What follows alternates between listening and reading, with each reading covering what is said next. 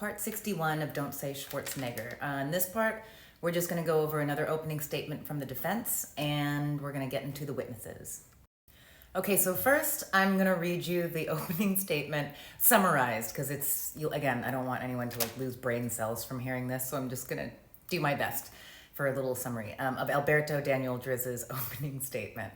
So he starts off and he tells the jury, I'm from Argentina. I've been in the USA for 45 years, and I opened 11 or 12 Blaze pizzas. I'm truly sorry for what went on that night. But it was self-defense, and I don't understand why Anne got into men's trouble.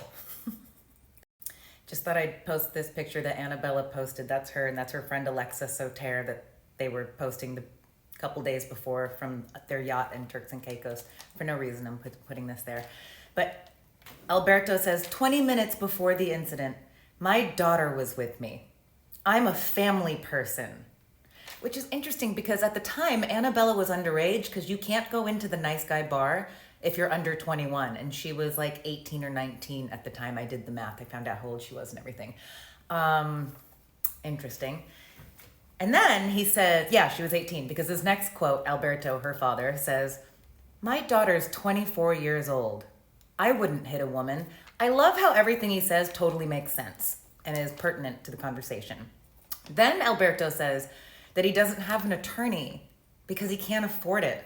Again, $25,000 a day for this yacht, plus $30,000 a day for the Airbnb they stayed in Turks and Caicos at this very moment while he's in court saying this, his daughter.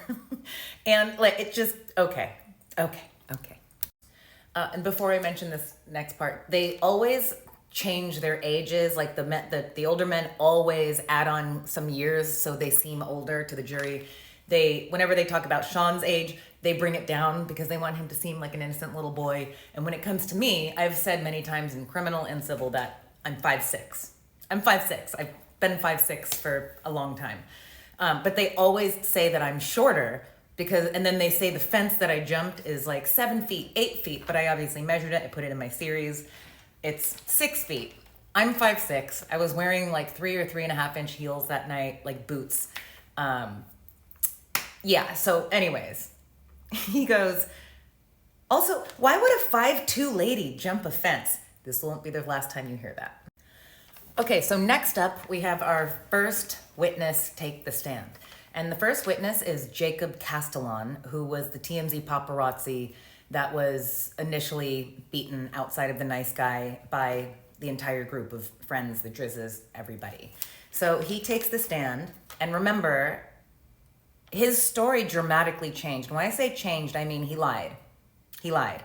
The statement he gave to the police, I have all the police statements that were taken that night, the next day, whatever, and that's when everybody was telling the truth. There were no bribes that were going on. There were no intimidation. Everybody was telling the truth. So I know that at least 2 TMZ paparazzi were savagely beaten and injured. I have pictures too, by the way. And then suddenly down the line, by the time criminal came, suddenly one of those paparazzi actually was never there. He showed up after the fight, Robert Srirachi, TMZ. So his whole story changed. I wonder if he got paid out.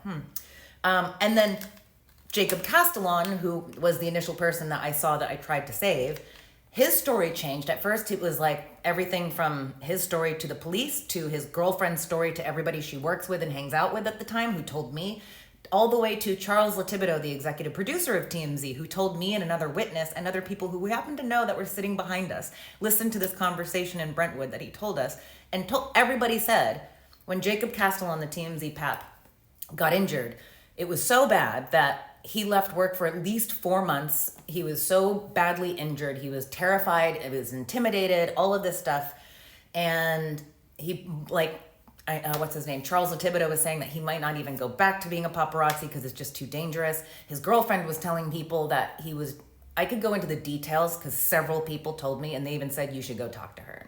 So anyways, I'll get to that. But she was telling people that it was horrific watching what he went through, physically, emotionally, everything, and it lasted a very long time. By the time we got to criminal, suddenly he was like, I just got a little scritchy scratch. It wasn't that bad. I was out of work for a couple weeks. It's just a little scratch. I would never sue. That would be unethical. So his story dramatically changed, but thank God we caught it. And thank God some tipsters out there have led me to some stuff that I will get to later. So anyways, Jacob Castillon gets on the stand. He grew up in LA. He moved to OC about 3-4 years before this. So he's also trying to tell people that he's a waiter. Like, okay, we'll get to that too. He said that the incident, there's about 8 or 9 people with the drizzes at the valet. This is important because this has been the story. This part is still true. This has been how it was from the beginning, that they had a large group, but it was like 12 or so, maybe 12, 15, something like that all together. They were all waiting for the valet, had been drinking all night long, and then were berating the older gentleman that was the valet. And that's when the TMZ guy stuck up for the valet and was like, leave him alone. So they beat the crap out of both of the TMZ guys, and then that's when we jumped over the fence and tried to help them. So that story will change in the civil trial when Jack Nicholson's son makes his appearance, okay? We'll get to that. So Jacob Castillon, TMZ, he says that Maurice Drizz got really aggressive and that Sean Drizz shoved Castillon 2 times to the point where Jacob Castillon falls to the ground, and the second he hit the ground, the entire group jumped him. And the entire group would be these guys. But here's the thing. I found out all the names way down the road after Criminal because I was digging. I found out all the names of all these people, and their group was like Jared Moreno. He has an interesting spelling of his name. Alex Derville, who became an attorney in LA. Ray Nicholson, Jack Nicholson's son. There was just a lot of men there whose names just didn't pop up for some reason in any of the police reports, and all of the pictures disappeared, and all the SIM cards that TMZ owned disappeared. That's so weird. So then Jacob Castillon, the guy who changed his story that helped the defense down the line, he says that all of a sudden the assault on him subsided, and that's when he saw me on the ground and did nothing. Jacob is quoted as saying, my face was kind of messed up a little bit at the time. He called his supervising cameraman to get to Cedars. They just did a bunch of x-rays. I just stayed there until the morning. It was just tissue damage. Almost like these words this happened in Criminal too. We noticed it, and we'll bring it up when we have more people testify for us. We'll bring up all the weird ways that he keeps minimizing this assault. And then he says he saw 3 cars flee the scene, 2 to 3 people per car, and his testimony continues to a later date, sorry. Okay, and that concludes this, and the next part will be the next day in court, July 13th. Thanks, guys.